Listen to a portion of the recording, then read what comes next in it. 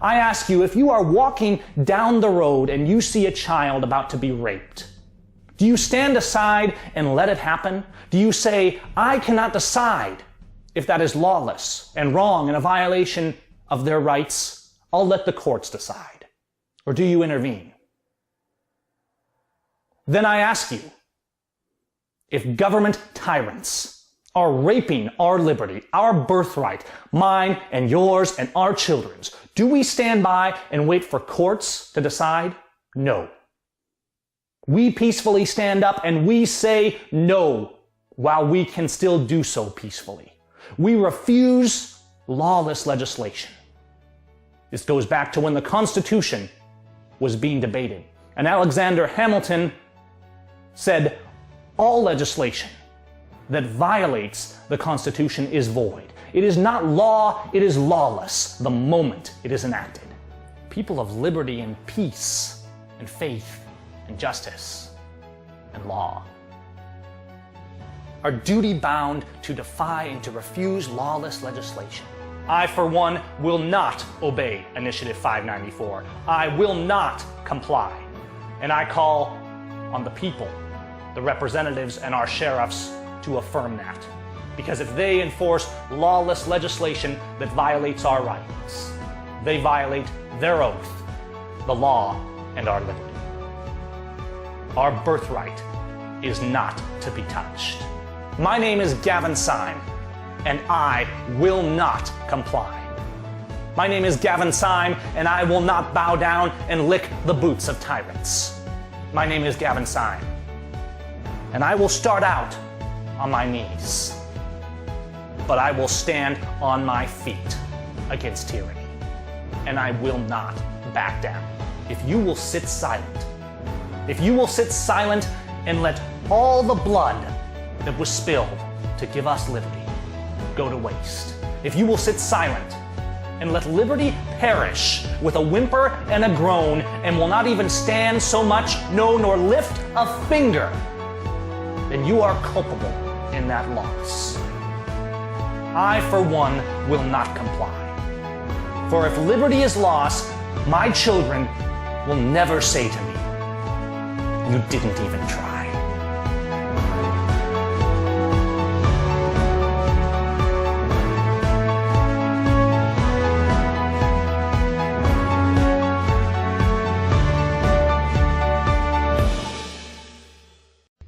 Hey, this is Dan Johnson, president of the Solutions Institute. I'm here with Gavin Seim, who organized a rally at the Washington State House where over 1,000 gun owners attended.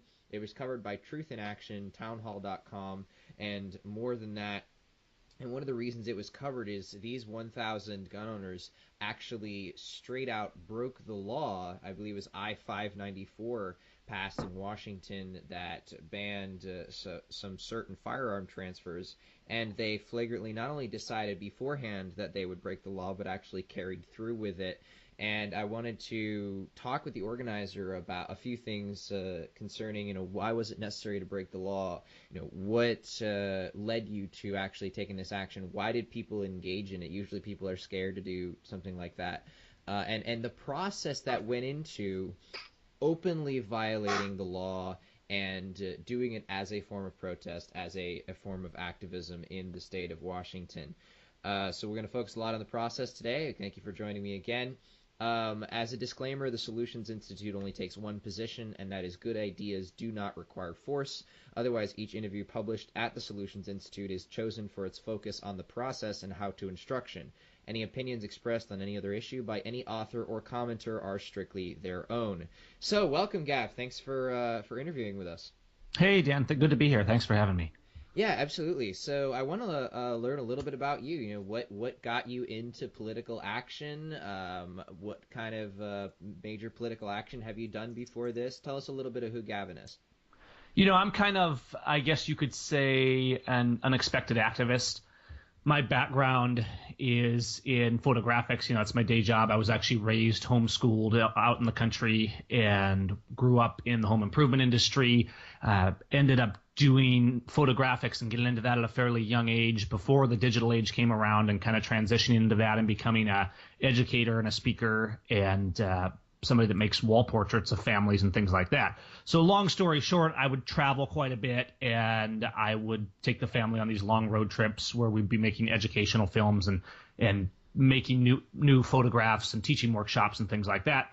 And I was that American small business owner trying to pursue the American dream. And what I realized the more I got out is that the American dream is being crushed and that tyranny is rising everywhere. And what really kind of pushed me over the edge and started making me stand up, not to say I wasn't engaged before or I wasn't raised to care, I was politically engaged, but I hadn't necessarily connected all the dots of, this is liberty, this is principle, this is the Constitution, this is how our nation was intended to work. And what really started it for me was having to deal with federal invasive checkpoints on my highways and things like that while traveling. And I finally just said, no, I'm not doing this anymore.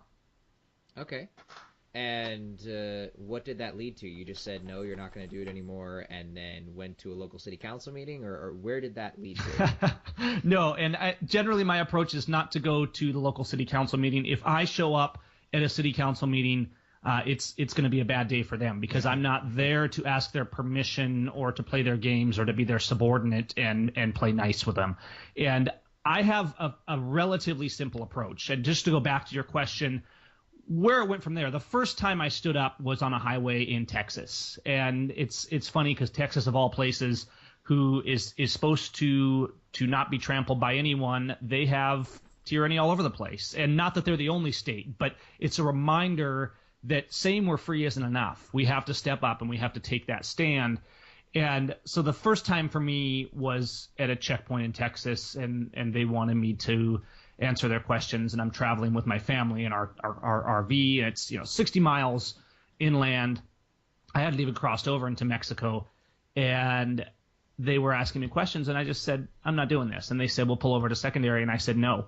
And I put it in park, and I blocked the highway for 15 minutes until they let me go, and they had to route traffic around me versus sending me to secondary and making me wait for 2 hours while they harassed me. And there's a key thing. That video I made some mistakes in. I was scared silly. I had no idea what I was really doing, but I said I have to stand up for the liberty of my children. And that's what this is really about, is the day I stood up there and said no was the day I was willing to lose everything standing up for liberty. But it was also the day that I said, listen, you guys aren't in control. You guys aren't the authority. We, the people, are the authority. This republic, not democracy, is a government by the consent of the governed, and you have laws and rules that bind you. And I wasn't nearly that articulate on that day, but that's what it came down to. Okay. So, yeah, and then ultimately it just gradually grew from there. What happened is once you stand up, lying down is like laying on a bed of nails. And that's the reality of that situation. And it's not always easy. There's days that I think, wow, it would sure be nice to be kind of the mediocre, uninformed masses because they don't have to deal with everything that's going on. Of course, that's not nice. That wouldn't be good. We need to be informed. And if everybody stood up a little bit, we wouldn't all have to be sticking our necks out and getting run over. And a lot of my message is that conversation.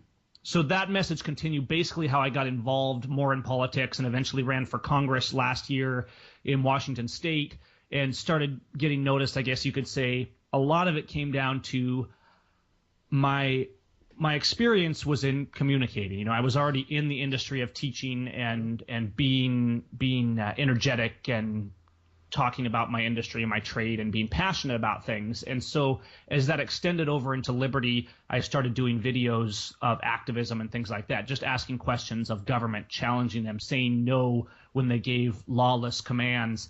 And I did something that was a little bit different. Well, and that was that when I was dealing with an encounter in a video, rather than sitting there and shaking, not that I didn't shake, but rather than sitting there and listening to them talk, I would start taking control of the conversation. I would ignore the government official standing there telling me what to do, and I would turn and face the camera, and I would talk to the viewers, and I would say, this is why this is wrong. This is why the Constitution says what it says, and this is why our obligation is to say no to this guy standing right here. And number one, it carried the message. And that was the key thing is instead of just watching a video that I then had to put annotations over saying, well, here's why I was doing this and explain myself, I was taking that plot right there in the impromptu activism and saying, here to Americans and to viewers and to the world is why we're doing this. And so I just gradually, it became a natural extension, and I just continued to do that. But ultimately it came down to kind of two things, and I'm sure we'll get to those, and that was controlling the conversation, and it was going on the offensive.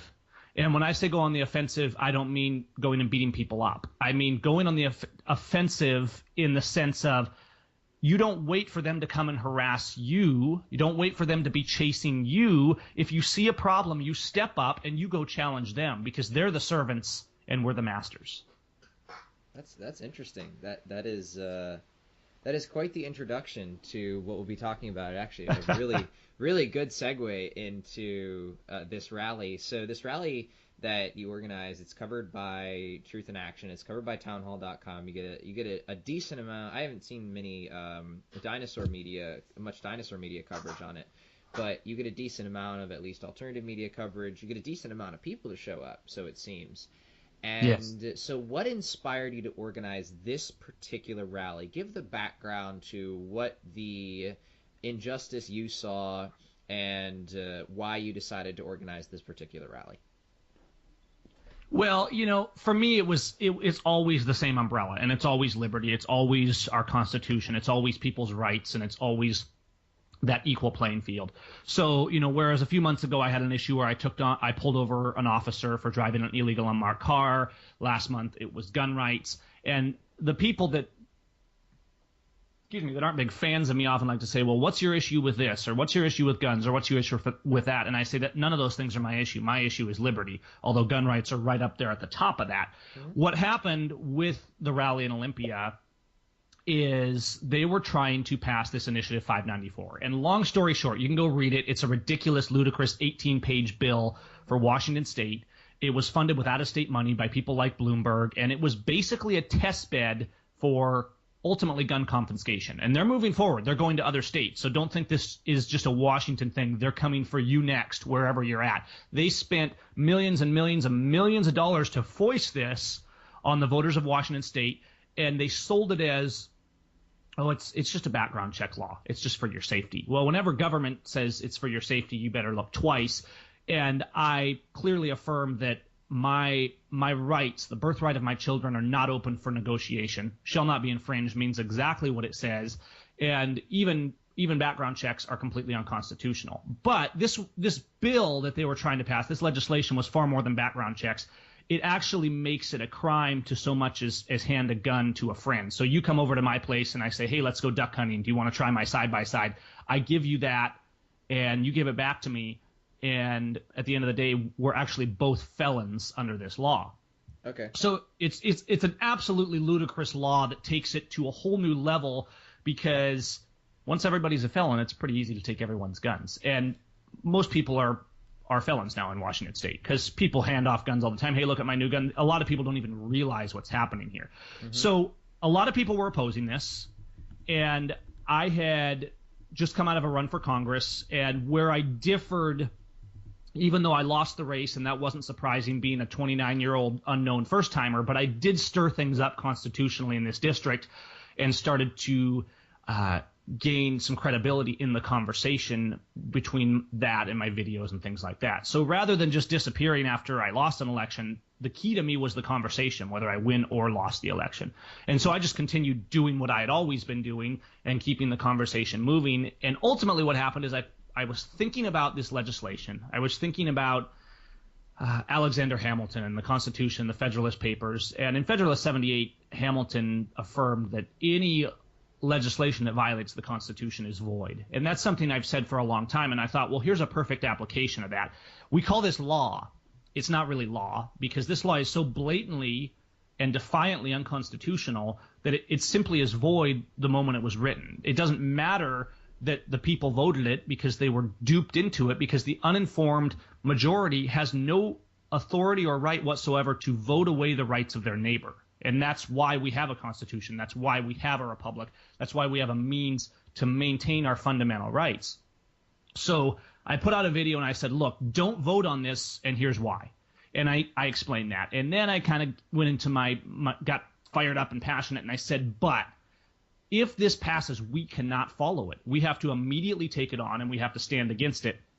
Because if we will bow down and lick the boots of tyrants now, if we will let them get away with this, liberty is lost. And this law was a huge step for the statists. Mm. So the next step was just watching. This was a month or so before the election, and the law passed, which surprised a lot of people and just showed that a lot of people weren't paying attention and a lot of people are uninformed about what the nature of law is. So as soon as it passed, rather than wait, I was sitting there watching the election results and thinking, wow, this thing's going to pass. And the results were not even completely in yet, but I realized this legislation was going to pass. And so I immediately said, I'm not waiting. I'm not waiting for a handshaking, back-scratching political group to get a hold of this and say, well, let's have a little protest and let's tell them we're not happy. I immediately went out. And I'm a visuals guy. I'm in the graphics industry. I'm a bit of a branding guy.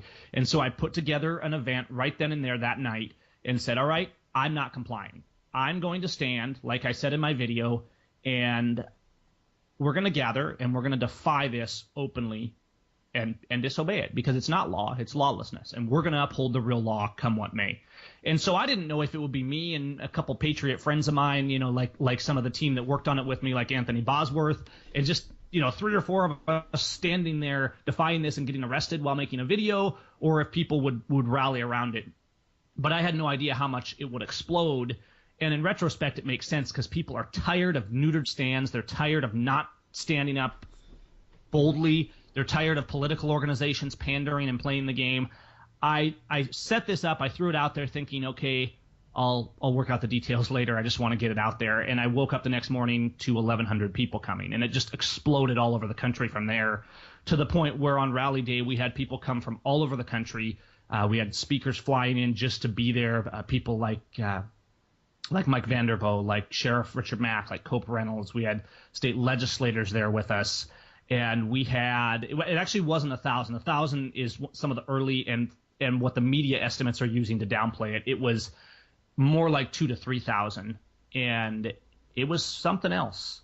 It really was. So many activists and in this case gun owners tout themselves as law-abiding citizens. In fact, most activist work stays within legal boundaries. So why was it necessary to, instead of organize a political action committee or something like that and try to push the law back legislatively, in your mind, why was it necessary to openly violate the law? Well,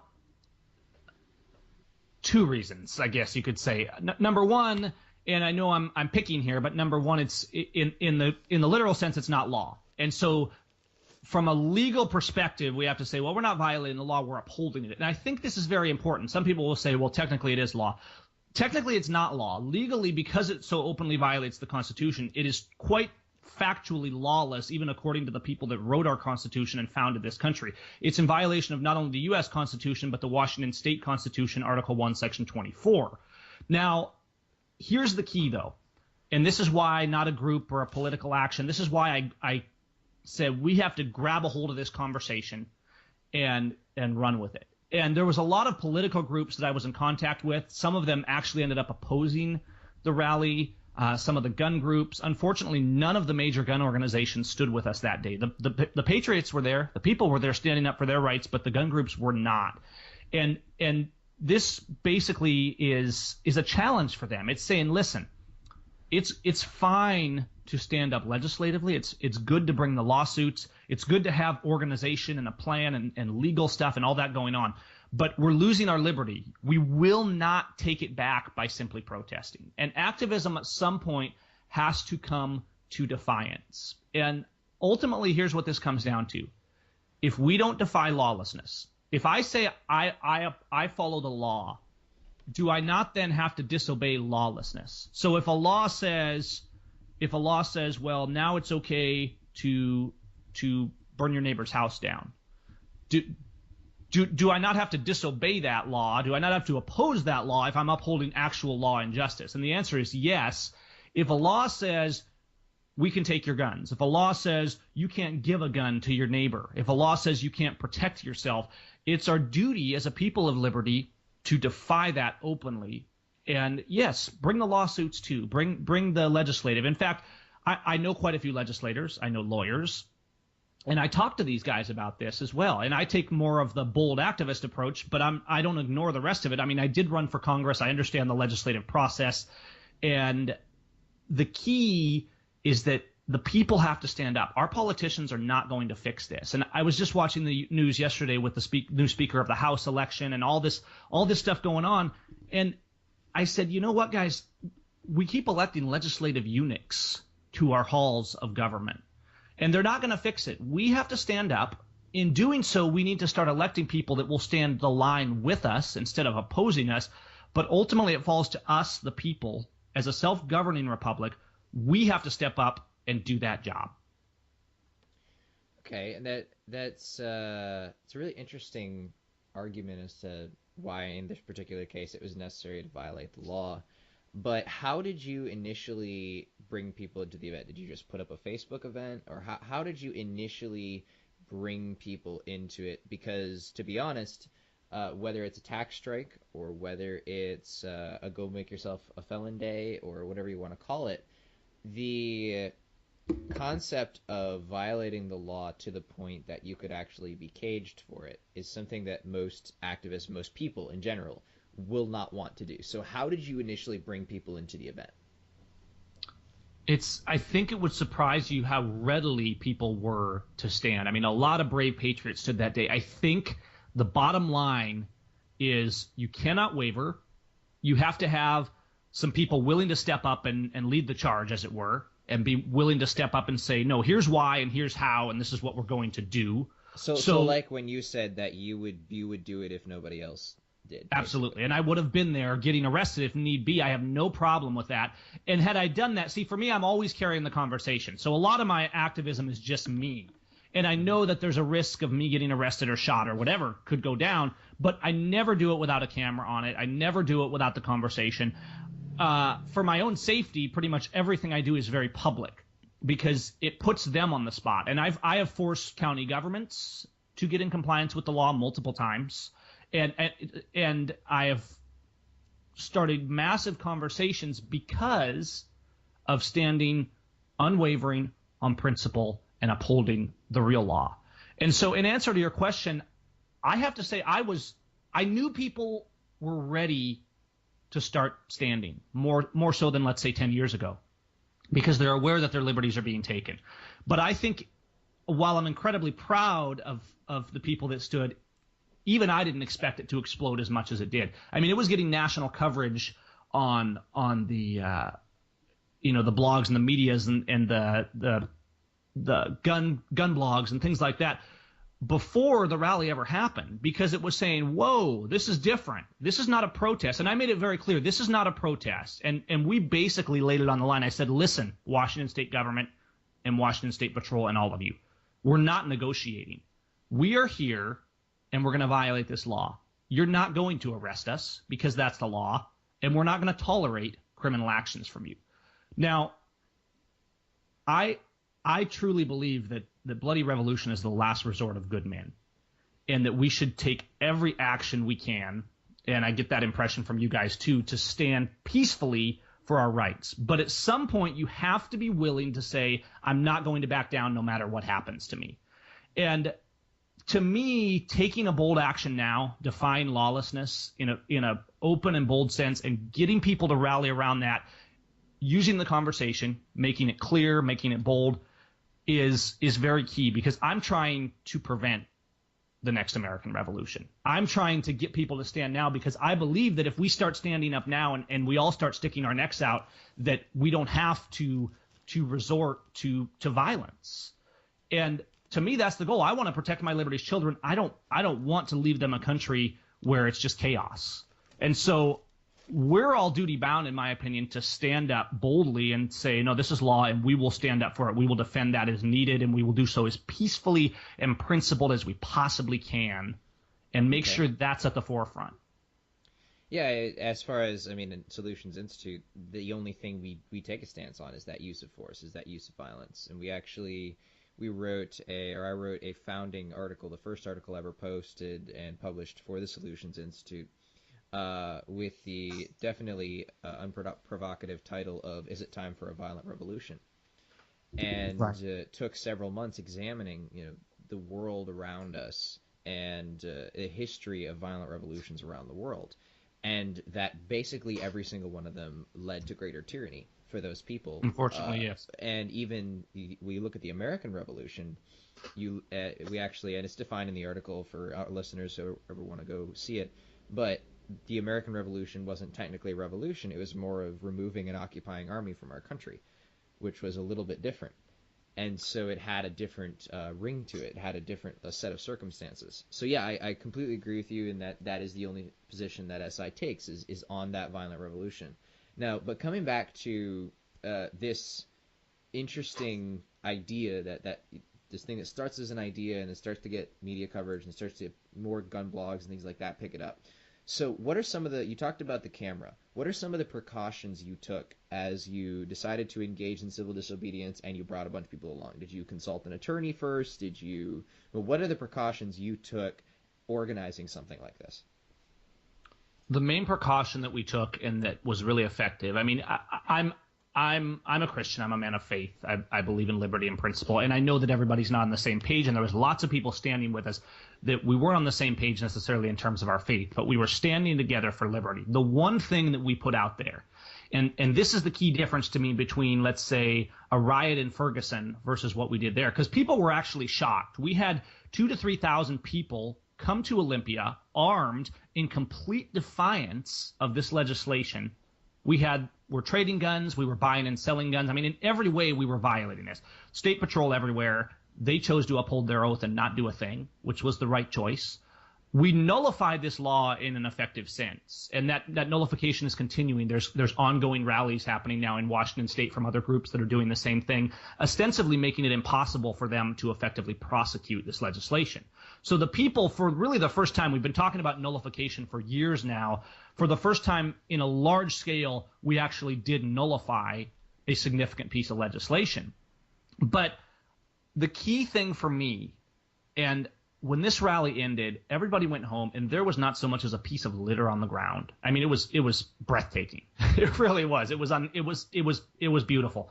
So I think a lot of what came down to it was principle, and we asserted that very firmly. I mean, I always talk about liberty and principle, but when the event was started, yes, there was some people in there saying, oh, well, let's just go start a revolution. Let's get, people are angry. People are frustrated. Mm-hmm. And I think what we did is we gathered together and we got focused. And we said, look, we're going here. This is the stand we're taking. And obviously you guys are against violence. I'm against violence too, but at some point I do believe that we have to defend ourselves if it comes to that, and that's where I would draw the distinction.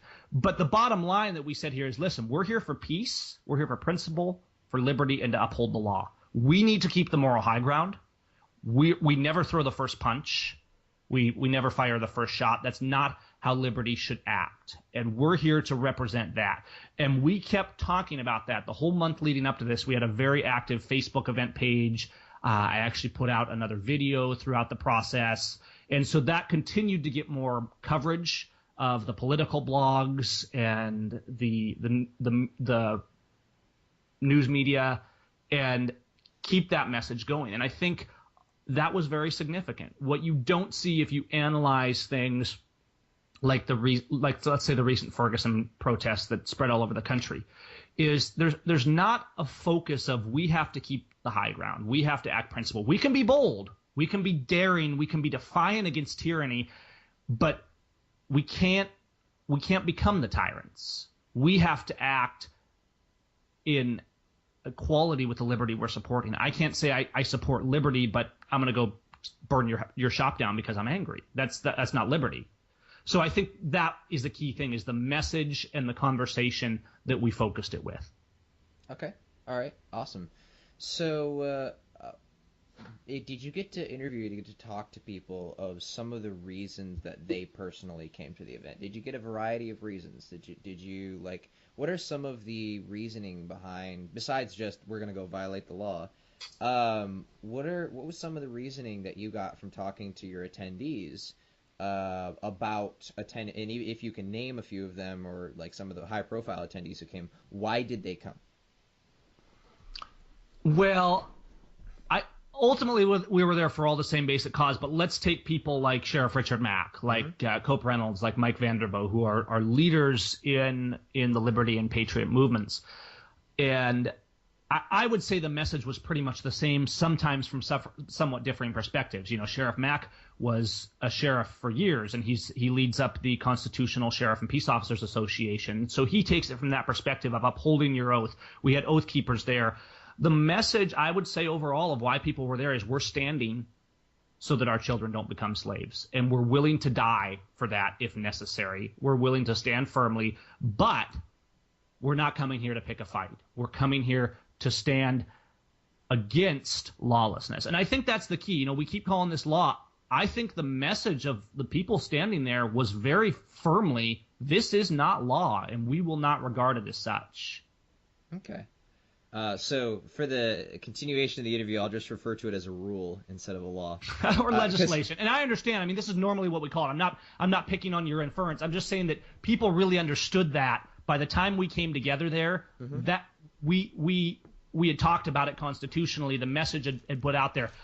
The base reason people were there was to stand up for liberty so that it wasn't lost for their children, I think is what this really came down to. They weren't willing to say, I'm going to give up my guns, I'm going to give up my liberty, because we know if we do, our children lose it. And if we don't stand now, and this is a message I say all the time, if we do not stand now for liberty, our children and our grandchildren will be forced to take it back at the price of blood. And that's what I'm trying to prevent. I don't want that. I don't want that revolution, whatever you call it. I want us to stand up and get our government reined in by being firm. And I used to think, well, it's a mess, the politicians are all broken, and that one person can't change anything. And I've found that that's completely not the case. So did you at this event have any incidents or times where it got pretty close to being violent, or did you have any points where you had to step in and do some mediation while you were at the actual event grounds? You know, there wasn't any violence. There was no arrests. I mean, it was amazing. The only issue we had is very early on, and this goes back to being absolutely bold and defiant against lawlessness. We refused to even get a permit from the state capitol. And a lot of people would see this as petty, but the state capitol in Washington says, well, if you're going to have an event, you have to apply for a permit with us. It doesn't cost you anything if it's for, quote, free speech, but you have to ask us permission and you have to follow our rules. And we said, no, we're not doing that. We are not going to apply for your permit. We're not asking permission. We're bringing thousands of people to your lawn that are armed to peacefully uphold our rights, and there's nothing you can do about it.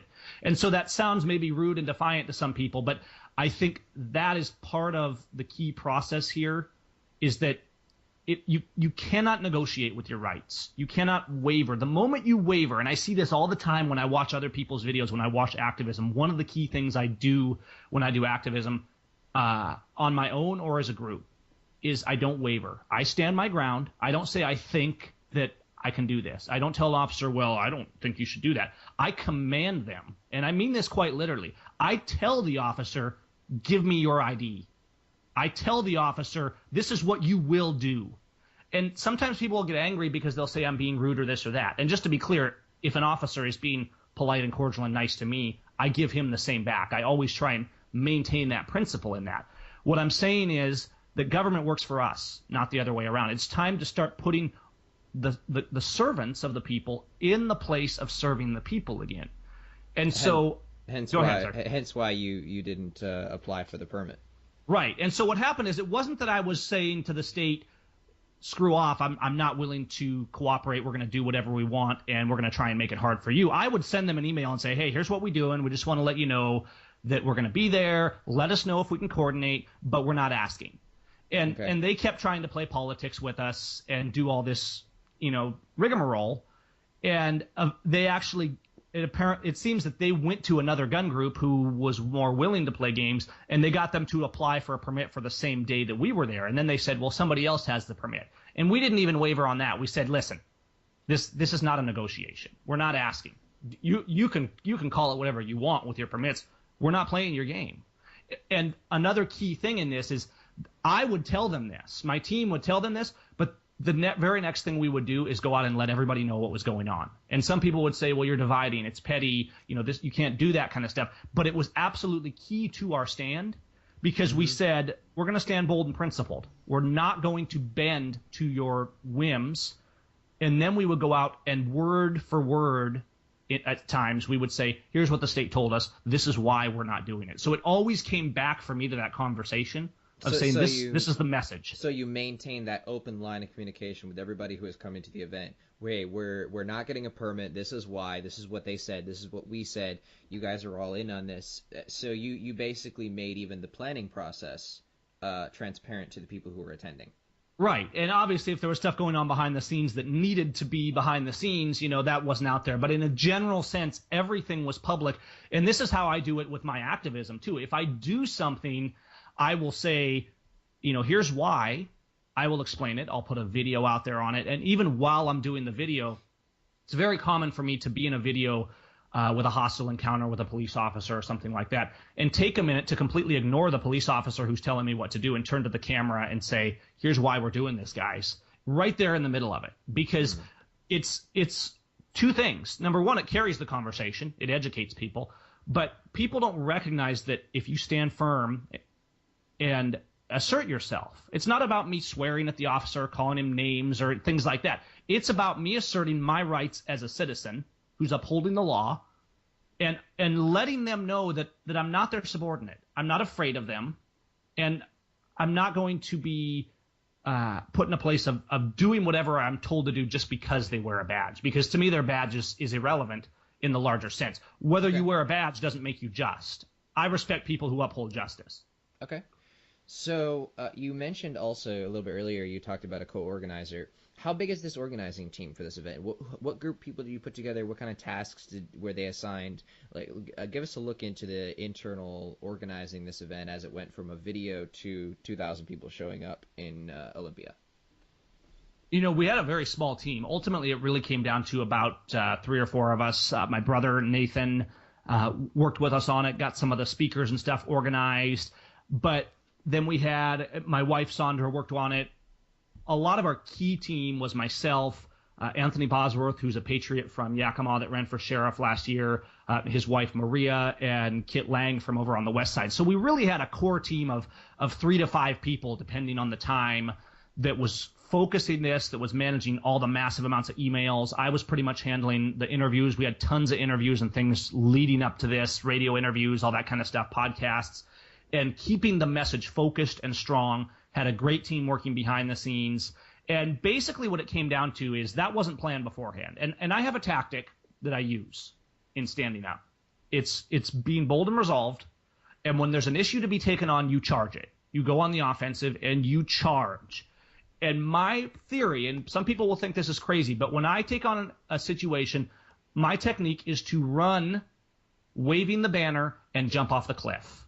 And on the way down, I make a plan. And you adapt to the situation and you make it work. And what I'm saying by this is not that we shouldn't be as organized as possible, that we shouldn't have resources. We actually did. We were able to raise donations because I have quite a few contacts as an activist. We were able to get logistics and resources there. We were able to get a lot of great volunteers, people helping with sound, and we had food trucks showing up and all kinds of stuff. So we did a rally there that was like Olympia has not seen probably ever, but certainly not in decades. It was the largest civil disobedience rally in American history, but it was also incredibly well organized, everything from medical volunteers to food trucks. So how many, so you had a core team of about 4 people. How many volunteers did you have on the day of the event? I don't know the exact number, but we had everything from, we probably had at least 40 or 50 volunteers in various capacities, maybe more than that. And a lot of them were just, as we went along, we said, hey, if you want to help out, send us an email, tell us what you can help with. And on the day of the event, we were very organized. So a lot of times with activism, I'm flying solo or it's just me and a friend or something like that. In this case, we knew it was big and we tried to get it as organized as possible. And we took that to the next level, even though it was equally as bold and defiant as when you go out and challenge a checkpoint. There was structure there. We knew we'd have a lot of people. There was families there. So we had everything there. There was, we had militia members who were acting as security to make sure everything stayed calm and safe. We had medical personnel who were in the medical industry that volunteered in the medical tent. We had a declaration signing that people were signing, so there was security and people managing that. I mean, all the way up to 10 portable restrooms that we had delivered the day before onto the ground, so that people, I mean, it was very, we had a plan by the time it came down, and we all worked our tail off to get there. And a lot of it came down to just openly communicating. We got speakers coming in nationally, but let me be very clear. The reason this got such national attention is because we weren't backing down, because we weren't getting permits, because we weren't saying, well, we're just going to have a protest. We made it very clear with a stand that was being made, and we were bold about it, and people rallied behind that. So we had people, like Mike Vanderbo, like Sheriff Mack, coming in and standing with us and spreading the word because there was a bold stand happening, and they wanted to stand with liberty. Okay. So how much money did this event cost overall?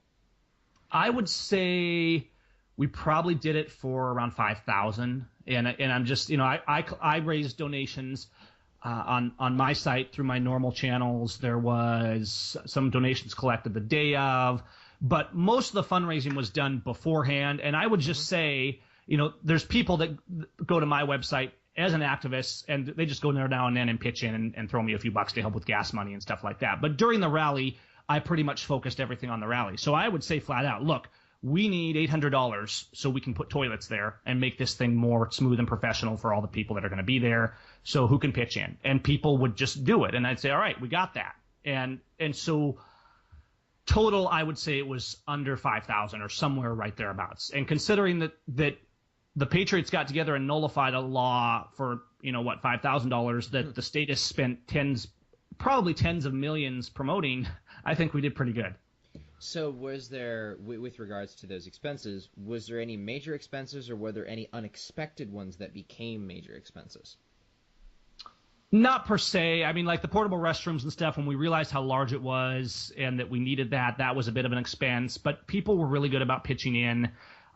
In terms of logistics, if you're doing a large event, I would say number one is restrooms, whether they're in local businesses or in a public building, or whether you have to bring them in. So that was a hurdle we had to get over. And I would say sound. Sound is key. If people can't hear, you're in trouble. So the sound is the center of the message at a large event, and you need to make sure that it's enough. I see rallies all the time where their sound is weak and people get distracted. It lacks the focus. Who controls the sound controls the message. So we had logistics that we had invested in so that we would have plenty of sound, and then we actually had people turn up who were in the sound business that volunteered and brought more to really reinforce that. But I would say those, aside from your liberty, your principle, your boldness, and then you come to the logistics, and I would say key factors are restrooms, sound, and just basic resources for people. The more people that are going to be there, the more potential you have. But invite your vendors, invite people that sell coffee and food. And we had some of those there, and that really helped out because people didn't have to leave and go get lunch, that sort of thing. So these little things that don't really sound that exciting when you're talking about a large scale event actually made a lot of difference. And it was stunning how organized and efficient. It was like it was a fair that day or something. And bear in mind, this is the middle of December in Washington State. So this is winter. It was a foggy, chilly day. This is not, we're not talking about Florida here. So had it been June, we probably would have had far more people. But the point is, we got 2,000 to 3,000 people to come out in the winter, in the cold, muddy ground to stand up for liberty, because we were bold and focused, and we just charged forward, and it went smoothly by God's grace, and because there was a plan, because we thought things through and stayed organized. Okay. So have you or anyone you know of faced any penalties from this violation of the law since that point? No, not at all. And we're very firmly pushing that in continuation. We're carrying the message of nullification, because by definition, that's what the people did here, is they've made the law impotent. We've already seen sheriffs and prosecuting attorneys and stuff start to come out and say they're not going to prosecute. And we're seeing them back off and ignore this. I mean, bear in mind, we were violating this legislation right in front of Washington State Patrol. So it's been so defiantly done at this point. There was a follow-up rally, not mine in particular, but along the same lines in Spokane the following week. There's more coming up. So that message, and that was the intent all along, is look, we're going to do this, we're going to gather, we're going to set an example, and then we have to not just stand in a rally, we have to continue defying this. So at this point in Washington State, people are open and blatant about, hey, look, I just bought a gun in violation of this legislation. I mean, they're posting the photos on Facebook. It's funny because, liberal Washington has set an example for the rest of America to say we can stand up. And we have to say, let us not ask when will people stand, but shout, I will stand. Interesting. Okay. So if you can go, I know you've gone into a little bit of detail with this, but if you can go into more detail with this, what is the lasting effect of this rally? Some people might say, well, I see political action having a really good effect and just kind of just talking with the politicians and getting them to understand the quiet approach. And some people will say that yours has a bit more of an effect. So if you can list off some of you've already gone into a little bit, but let's go into more detail. What are some of the lasting effects of this rally? This rally, I think, is a pivot point. And I think it will be used as that. I think the effects will be incredibly lasting because I think it's going to continue. We've never had an example to this scale of people standing up and defying lawlessness. The approach has always been from our political groups and our PACs and all this, well, we have to go to the courts, we have to go to the legislators. We took a completely different approach. We said, we agree that we should use those methods as well. And we said we're empowering our legislators because we do have legislators in the state of Washington that support this. There was some of them there with us at the rally that were speaking and standing with us. But we said the message here is that we can stand up and we can refuse lawlessness. We don't need courts. We don't need legislatures to tell us whether or not we possess our absolute rights. We don't require anyone's consent or approval.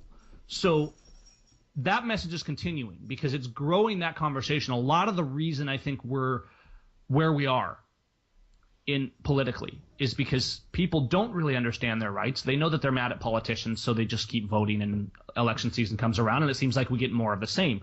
And at the end of the day, I think a lot of people are misinformed on what liberty is, what their rights are, what the Constitution means. Here's the key with it, though. And this is what I found in my activism in this event and just in the ongoing conversation. It's very simple. The Constitution is simple. It wasn't written for lawyers. You don't need an interpreter for the Constitution. And when people come to me and they say, well, Gavin, that's just how you interpret the Constitution. I say, no, I don't interpret the Constitution. I read English. Do you? Because the Constitution was written for the layman. It was written for the normal person to say, no, this is the law we placed on government, and this is your absolute command.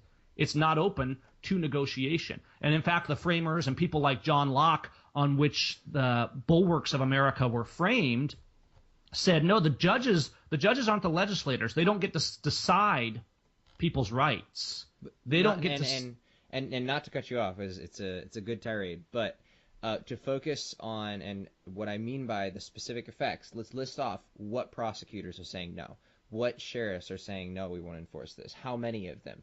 List off some of the practical effects of this. It's hard to measure how the conversation was changed. I understand how important that is. That's hard to measure. What are some of the measurable effects that you've seen thus far since the rally? Yeah, and that's what I'm coming to here, is in that we've built this constitutional conversation. We have I think we've only seen one county, a prosecutor and a sheriff, come out and say, and this is all this is linked in my notes on my blog, callmegav.com, on the nullification article here. We've had one for sure come out and say we're not going to prosecute people, buying and selling guns and trading guns in violation of this. We're having more. In fact, I just talked to an undersheriff yesterday, and he wouldn't come out and say, well, we're not going to prosecute this, but he's kind of like, well, we haven't determined anything yet. What's happening, the practical implications of this, to answer your question, is that the government is backing off. They know that we have drawn a line in the sand and said we're not going to follow this. And they know that we've made it, because of this stand, very hard for them to prosecute. And I have talked to a lawyer about this, and it's accurate to say that because so many people have now violated this, for them to then, let's say they come to you and they arrest you for it, it's going to make it virtually impossible for them to have a successful prosecution, because it would be selective enforcement, and that would be brought up. They would say, well, here's these 1,000 people over here. So the legal ramifications, I always say nullification, and people are like, well, the law is still there. The law is still on the books, the legislation rather. But it really was effectively nullified, because there's no practical way. They can try, don't get me wrong, they can always find a way to arrest us if they want to, it seems like. But the people stood up, and the ongoing message is, number one, we can stand, and number two, it works. Because if collectively as a group we say we're not going to follow this, it makes them impotent in enforcing it. And that's exactly what happened here. So I think that's what you're going for, is what is the actual practical implications of that. In terms of it carrying forward, though, what we did is something that has never been done in America. And we set that example to say this can work. And so we're going to continue that, and we're going to go further. The message a lot of times with the rally is, look, we're not only going to nullify this law, they've gone too far. We're taking back the rest of our rights, and we're going to keep this going. And that's the key here, is to keep that momentum going. So we've started a ball rolling, but in the practical, immediate sense, we've made it so people can essentially, at this point, they're freely ignoring this legislation, because it has no power. And so I see it all the time on Facebook. I see these groups where people are trading guns, to the point where I've talked to gun store owners that have called the state, and they're like, well, what do we do? And they're like, well, don't do anything different. Just keep because there's no mechanism. There's nothing there. I'm not saying they won't try and push back, which is why we need to keep the nullification and the stand going. Right. But in essence, the bottom line is we've made the law powerless. That is impressive. That is very impressive. And along that note, have you ever thought of, or are you putting together a manual for people to I know you said you didn't do much planning beforehand, but I know you learned a lot while doing it. So are you planning to, or did you put together a manual? Is there a place people can access this manual of how to put together? Maybe it's not gun rights. Maybe it's marijuana laws. Maybe it's some other type of law like that. But are you putting together a manual where an activist could engage in this type of civil disobedience without kind of the fear that comes from, well, I have no idea what I'm doing? Do you have something like that, or are you putting together something like that? Yeah, there's quite a bit of that note on my blog, and I blog about it all the time over at callmegav.com. I put out videos about it, so there is quite a bit of information, but there's been numerous of us recommending, that we're involved in this, saying, hey, we need to actually put out a blueprint, because that's what this really was. This thing went so smoothly. It was really a blueprint for, here's a baseline for how we can do this. And so we're encouraging those of us that were directly involved to kind of write down, hey, here's how it went. And I've started doing some of that on my blog. There's a couple articles, and I can send you links to some of the main articles where I loosely describe here's what happened, and it's kind of what we've done today. Personally, I'll put them in the bottom of the interview so that we can do that. Excellent. Yeah, and personally, I'm also working on a book that's not going to be terribly long, but it essentially is a manual for activism, because I've now seen a lot of activism from a lot of different fronts. I was at the Bundy Ranch. I was in Olympia. I've done a lot of stuff on my own, and I've done some things as an activist that people said, wow, I didn't know you could do that, because I definitely take that, I'll start out on my knees and say a prayer, but when it ends, I'm standing on my feet boldly before government. And the bottom line, I think, is that message of staying on the principled offensive. You're not going on the attack in the sense of violence or anything like that. You're going on the offensive in terms of taking the conversation, taking control of it. And this is another thing that we didn't really get into today, but this came up a lot from the political groups. Hey, you don't want the media to make us look bad. I don't worry about what the media says, because I don't let the mainstream media control the conversation. They can talk bad about me, but I'm not looking to them and saying, well, I need them to get the word out. I'm putting the word out. I've gradually built followers on my YouTube channel and things like that, not because I've been doing this for so long, not because I had money to get it started or anything like that. I mean, a few years ago, nobody had ever heard of me in this context. The reason is because we took bold stands and bold conversations and carried those forward. So again, coming back to your question, yes, I'm blogging about this on the blog, and I'm also working on an actual manual, not just related to this event, but all the activism I do.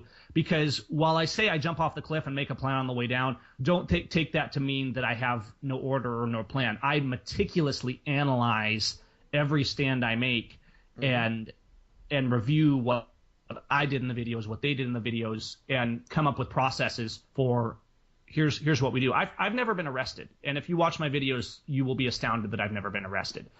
And I think part of that is that going on the offensive. When I pull over, and I've done this a few times, when I pull over a police officer, I immediately have taken control of the conversation. Citizens don't pull over police officers. And I'm not suggesting this is the first thing that people should do as an activist. I think a great way to start activism is just to take your cell phone camera and you see a police stop and you stand across the street and film it. Just get comfortable holding people accountable. That's really what this comes down to. But for me to flag over a police officer like I did last fall, and this conversation spread all across the world. And it was on mainstream media. It was on the whole thing. And it went all the way around the world. And it was funny because local media doesn't like me very much. And it went all the way around the world, and quite literally, and came back and slapped them in the face. And finally, they had to start talking about it.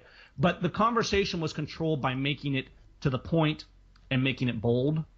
And when you tell an officer, listen, this is the law, and you know the law better than them, and you stand on your feet and you be bold with them, it changes the game. I see this all the time from people. They come to me and they say, well, they're following me around, they're harassing me. And I say, well, you're on the defensive. Stop being scared of them. Stop running from people who are abusing their authority. Don't pick a fight with them, but go stand up to them. If a police officer is following you, if they like to give you trouble, then you take your camera, and when they do it, you go challenge them. You say, hey, what are you doing? Yeah, I just want to make sure that you're doing your job, see why you're following me. Put them and be firm. And if you watch my videos, you'll see this. Stand your ground, be principled, and be bold. That's what I found that works. And I think that's the bottom line in this message. But don't just fly off the handle. Don't get angry. Don't abuse people. Don't use it as a way to do whatever you want just because you're angry. So if you had, and this will decide to be one of the last questions, but if you had one test, or maybe even a couple tests, that you go and you look at a piece of legislation, and you decide whether or not it warrants going out and wholesalely violating that. I assume there are laws you haven't violated yet. I could be wrong, but I assume Yes. that there are laws you haven't violated yet. So, at what point? What's your test? I'm not. Maybe other people can take from it, but I'm asking for you. What is your test for when you decide not only should it be violated, but that someone's going to do it, or that you're going to do it? When does the activism for you? Where's the test that it goes from? Well, we take it on legislatively, or we just straight out violate it and dare them to stop us. I think ultimately the test for me is the Constitution. And if it's, in particular, we have, this country is filled with laws that are bad and laws that are outright unconstitutional. In terms of ones that are already on the books, it's generally more impromptu activism for me. I see an officer doing something, or let's take the unmarked car incident. That's been on the books for years. The police cars are supposed to be marked for safety, so your daughters don't get stopped by an unmarked car in the middle of the night and get raped. And this has happened. And so that was a conversation that's fairly easy to stay focused, and it's been on there for a long time, but it was more like, I keep seeing these unmarked cars and I'm tired of it. And this opportunity just fell in front of me, so I'm taking it on. So sometimes it's just going with your gut, and even if it makes you feel butterflies in your stomach, you just step up and you demand answers, you ask questions. Other times, like with this rally, it's a little more planned. And I think as we're trying to take it back, as we're trying to stand up and get more accountability and take government back, when new laws are passed, the moment a new law goes on becomes law, or a new lawless law becomes what they call law, however you want to refer to it. The moment it is enacted, that's the time to stand, if at all possible. So I guess what I'm saying is, as new laws hit the books, and especially let's take gun laws, and we need to see this happening all over the country, all gun laws, gun restrictions are unconstitutional. And so if people stand up immediately when the law is passed and defy it. And we're seeing this some in Connecticut with, bans on certain types of weapons, things like that. When people stand up immediately, that's the best and most effective way to put a stop to it. Because then it leaves the government hanging. They're like, well, great, where do we go from here? Yes, the legislation is still in the books, but now they have to do something about it. It has to be ignored. They have to remove it, however the case may be. But you grab the conversation, you grab the bull by the horns, you say, no, we're not going to obey this because it's wrong, and you do it in mass if possible. And then you just keep that conversation moving and you keep pushing them back. So I think there's, in a sense, they're the same conversation, but there's two types of activism. One is I see a police officer with somebody stopped on the side of the road and I just stop and observe and put a camera on them. That's my number one rule. Always, always, always camera on everything. I don't step out of my vehicle and go into the post office without my phone in my pocket so that I know I have a camera. That's basically my number one rule. And I get contacted from people all the time where they say, wow, it happened to me, Gavin, this and this and this happened. And I say, well, do you have a video? And they're like, no, I didn't. And I say that I'm always saying that. And that's the number one thing people ignore. They get into a situation, they question a police officer. If you do not have a camera on them to hold them accountable, your chances of being abused and losing increase exponentially. The risk to you and whoever's with you increases exponentially. The camera and that accountability, that's not to say you won't ever get arrested by standing up or anything like that, but your safety factor increases exponentially when the eyes of the people are on the government. Awesome. Well, this has been Gavin Seim. Go ahead and throw out the ways that people can contact you, people can read your blog and follow you and learn a little bit more about what you've done. The best way is just to go straight to my website, callmegav, CALLMEGAV.com, and from there you can email me, you can find my YouTube channel, my Twitter, my Facebook, all that kind of stuff, as well as my blog, callmegav.com. Awesome. Well, thank you very much, Gavin. This has Thanks, been Dan. Dan Johnson, president of the Solutions Institute, with another interview on the process of activism from the top activists in the nation. Thank you so much for joining us, solutions-institute.org.